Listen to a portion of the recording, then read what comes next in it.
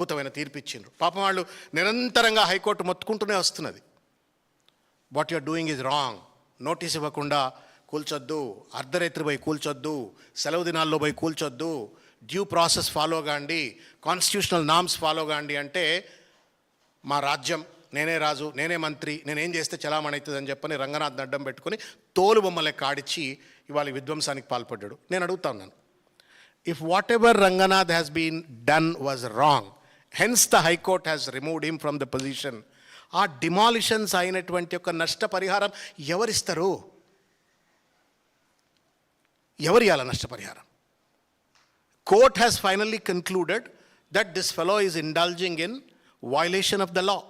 చట్టాన్ని ఉల్లంఘిస్తుండు, రాజ్యాంగాన్ని ఉల్లంఘిస్తుండు, ప్రజాస్వామ్యాన్ని ఉల్లంఘిస్తుండు, పరిపాలనకు ఉన్నటువంటి ఒక బేసిక్ బిజినెస్ రూల్స్ను పాటిస్తలేడు అని చెప్పని కోర్టు చెప్పి ఆయనను పక్కకు పెట్టండి అని చెప్పిన తర్వాత, రేవంత్ రెడ్డి నువ్వు దోచుకున్న సొమ్ము నుండి ఆ కూలిన ఇండ్లకు కంపెన్సేషన్ కట్టిస్తావా? ఆత్మ బలిదానం చేసుకొని చనిపోయినటువంటి ఒక బుచ్చమ్మ, ఎవరు ఆ తల్లి, ఆ తల్లి ఫోటో చూపెట్టండి, ఆ తల్లికి ప్రాణం తీసుకొచ్చిస్తారా ఇవాళ రేవంత్ రెడ్డి, రంగనాథ్ ఇద్దరు? నేను డిమాండ్ చేస్తూ ఉన్నాను ఇవాళ, ఇక డెమోక్రాటిక్ డిమాండ్ చేస్తూ ఉన్నాను బీఆర్ఎస్ పక్షాన. ఒకవేళ కనుక Ranganath removal is democratic constitutional decision by the high court, the compensation also must be paid by this government to all the victims. ఎన్ని ఇండ్లు కూల్చిండ్రా నాయన మీరు? ఈఎంఐలు కట్టుకొని, లోన్లు తెచ్చుకొని, పాపం పేదోళ్ళు, మధ్యతరగతి వాళ్ళు, చిన్న చిన్న సాఫ్ట్వేర్ ఇంజనీర్లు ఇండ్లు కట్టుకుంటే పర్మిషన్లు ఇస్తారు మీరే, కరెంటు పర్మిషన్ మీరే ఇస్తారు, కట్టుకోమని పర్మిషన్ మీరే ఇస్తారు, నల్లా నీళ్ళకి పర్మిషన్ మీరే ఇస్తారు, సివిల్ ఇన్ఫ్రాస్ట్రక్చర్కు పర్మిషన్లు మీరే ఇస్తారు. మీరు ఇండ్లు కూలగొట్టి మేము ఏదో గొప్ప పని చేసినాం, ఇరాన్ ఇజ్రాయిల్ డిమాలిష్డ్ అని చెప్పని రేవంత్ రెడ్డి ఒక సైకోపాత్ లెక్క మాట్లాడుతుంటే ఇవాళ కోర్టు కొట్టేస్తే, who should rebuild those houses? ఎవడు కట్టియాలా ఇండ్లను? ఏం పరిపాలన ఇది? ఇండ్లు కూల్చేటోడు పాలకుడు కాదు, ఇండ్లు కట్టేటోడు పాలకుడు అవుతాడు. కడుపులు ఎండబెట్టేటోడు పాలకుడు కాదు, కడుపు నింపేటోడు పాలకుడు అవుతాడు. ఒక దుర్మార్గమైనట్టు ఒక పాశవిక రాక్షస పరిపాలన కొనసాగిస్తూ, ఒక నియంత లెక్క కొనసాగిస్తూ, దానికి పోలీసు వాళ్ళని అడ్డం పెట్టుకొని ఇష్టారాజ్యం ఆడుతూ ఉండు. నేను ఒక అప్పీల్ చేయదలుచుకున్న పోలీసు వాళ్ళకు, people come and go, political parties will come and go, but what remains is the constitution. మీకు ఇంకొక 10 ఏండ్లో 20 ఏండ్లో 30 ఏండ్ల సర్వీసులు ఉన్నాయి అందరికీ. అందరూ లెక్కలు రాసుకుంటారు కదా అందరూ. రేవంత్ రెడ్డి దొంగ లెక్కలు రాసి గత ప్రభుత్వంలో అద్భుతంగా పనిచేసినటువంటి అరవింద్ కుమార్ గారు లాంటిలో ఇంకోటి వాళ్ళని ఇబ్బంది పెట్టినప్పుడు మీ దొంగ పనులు చేసినటువంటి వాళ్ళని వదిలిపెట్టామా? రేపు మేము కూడా వస్తాం కదా 2 ఏళ్లకు అధికారంలోకి. ఎవరిని వదిలిపెట్టాం? లెక్కలు రాస్తాం, ఒక్కటొక్కటి అన్ని లెక్కలు రాస్తాం.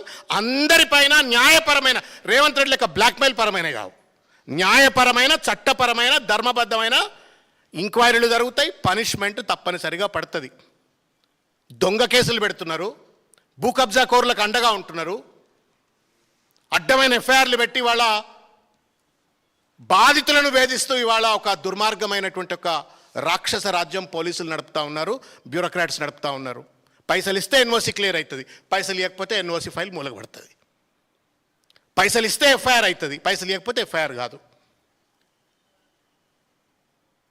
దొంగల లంగగాళ్ళు పైసలు ఇస్తే వాళ్ళను రక్షిస్తారు, బాధితులపైన కేసులు పెడతారు.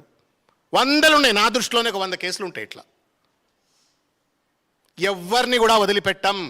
ఇవాళ రంగనాథ్ను హైకోర్టు పట్టుకోవచ్చు, కానీ రేపు ప్రజా కోర్టులో ప్రతి ఆఫీసర్ను కూడా, because government is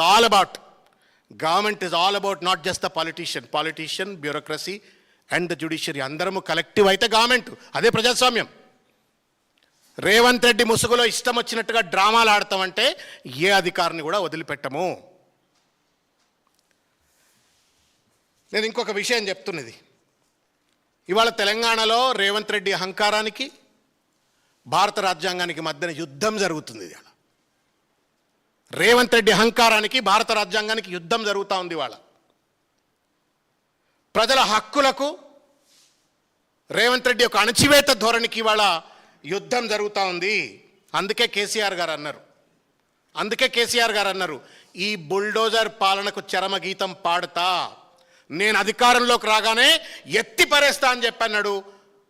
thanks to high court, వాళ్ళే ఇవాళ రంగనాథ్ను పక్కకెత్తి పడేసిండ్రు. నేను అడుగుతా ఉన్నాను ఇవాళ కొన్ని విషయాలు. రాజ్యాంగం మీద ప్రమాణం చేసి ముఖ్యమంత్రి అయినట్టు రేవంత్ రెడ్డి.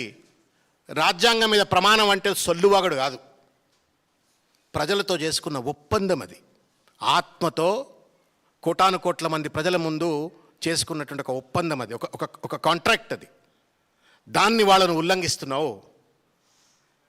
చట్టాన్ని అమలు చేసేవాడే ఇంత పెద్ద ఎత్తున చట్టాన్ని ఉల్లంఘిస్తూ వస్తే 63 కంటెంప్ట్ కేసులు ఈయన మీద. సామాన్య పౌరుడి కోర్టు మీద ఏం గౌరవం ఉంటుంది? లా అండ్ ఆర్డర్ మీద ఏం గౌరవం ఉంటుంది? ఓ గంజాయి అమ్ముకుంటానికి ఎందుకు గౌరవం ఉండాలి కోర్టు ఆర్డర్ మీద? ఓ డ్రగ్స్ అమ్ముకుంటానికి కోర్టు ఆర్డర్ మీద ఎందుకు గౌరవం ఉండాలా? లేకపోతే రోడ్డు మీద చాకు చర్పట్లు కొట్టేటోడికో లేకపోతే హఫ్తాలు వసూలు చేసేటోడి కోర్టుల మీద ఎందుకు గౌరవం ఉండాలా? ఇఫ్ అన్ ఐపీఎస్ ఆఫీసర్, 3 సింహాల టోపీ పెట్టుకున్న ఒక ఐపీఎస్ ఆఫీసర్కు, ఒక ఏసీపీకో, ఒక సిఐకో, ఒక ఎస్ఐకో ఒకవేళ చట్టం మీద గౌరవం లేకపోతే సామాన్య జనంకి ఎందుకు గౌరవం ఉండాలా? ఇదే కదా ఈ పరిణామ క్రమంతో ఢిల్లీలో జంజీ పిల్లలు వచ్చి రోడ్ల మీదకి వచ్చి కొట్లాడిన మనం అందరం అమాయకులం. ఒకవేళ కనుక వాళ్ళు కేవలం నీట్ కోసమే కొట్లాడినారు అనుకుంటే. They have not just fought for NEET, they fought for a collapse of the entire institution. Democratic institution failure అయిపోయి అన్ని వ్యవస్థలు సర్వనాశనం అయిపోతే జవాబు లేక నిరాశ, నిస్పృహ, ఆక్రోషంతో రోడ్ల మీదకి వచ్చి కొట్లాడినారు. ఇంకా కూడా బుద్ధి తెచ్చుకోకపోతే ఎట్లా రేవంత్ రెడ్డి గారు? నేను అడుగుతా ఉన్నాను ఇవాళ కొన్ని ప్రశ్నలు అడగదలుచుకున్నా. కొంచెం ఎలాబొరేట్ అయినా దయచేసి కొంచెం భరించాలని చెప్పని నేను కోరుతూ ఈ ప్రశ్న అడుగుతున్నా. నేను రేవంత్ రెడ్డిని అడుగుతున్నా, ప్రజల అభిప్రాయాలను మీరు గౌరవిస్తున్నారా? ప్రతిపక్షానికి, ప్రజాస్వామ్యంలో ప్రతిపక్షం ప్రభుత్వ పక్షం రెండిటికి సమాన హోదా ఉంటుంది. ప్రతిపక్షం లేవనెత్తున్న అంశాల పట్ల నిజమైనటువంటి ఒక రీతిలో గౌరవిస్తున్నారా? కోర్టు ఆదేశాలను, కోర్టు రాజ్యాంగ